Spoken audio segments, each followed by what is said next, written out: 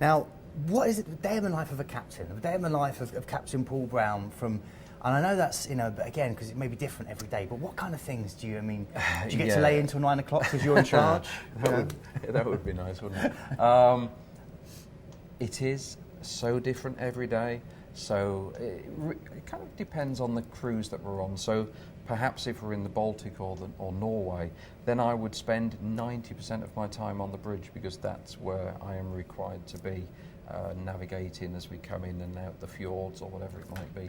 So then another cruise, typically you could go down to the Canaries, and that's relatively open water, so at those times I would spend maybe only 10% of the day on the bridge with the bridge officers, and the rest of the time spent around the ship, either meetings or one thing that we do now on the sea days, of course, is the weddings. Okay. And that's a really big thing on board Azura and Ventura. These two ships are very popular for weddings. Not least, we offer such a great facility.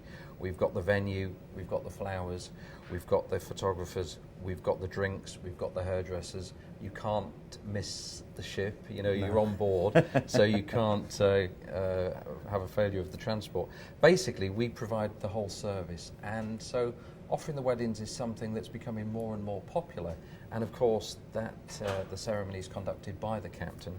So typically up to 3 weddings a day, which is actually the other thing about that is I get changed because this is my this white uniform is my sort of normal day uniform, but for the weddings I get changed into the whole, well, not dog collar, not least because it's not actually a religious service, it's kind of a civil ceremony, but I get changed into my whole black reefer jacket, the big black jacket with the tie, so it's almost like backwards and forwards, running between getting changed into this for certain jobs I do, and then getting changed into my black uniform to conduct the wedding. So I'm backwards and forwards getting changed. Being a captain then nowadays is a massively social job, isn't it, as well? There's a lot of social interaction with it. There's the social side of it, but also the management aspect. So, for example, at the end of the day, the captain is here fundamentally for the safety of the ship.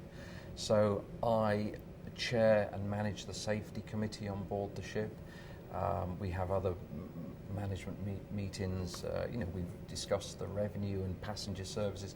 So there's a whole piece of work for leadership and management of the ship, as well as weddings and navigation, and then anything else that might come along. That's the beauty of this job. You never know what's going to happen. Sometimes you can plan your day and then you wake up in the morning and something's happened and you've got to react to it. And that's the buzz I get about the job. What's your favourite bit there, Captain? Is it driving, or is it, look, I'm a sailor. I've been a sailor for nearly 32 years. So it always comes down to the driving of the ship and the docking of the ship. That's what gives me the most pleasure. And which port or which particular area is the most kind of challenging for you to kind of, dock in? Is there the one where you really look forward to the kind of the technicality of it? To be honest, probably the Baltic is very challenging.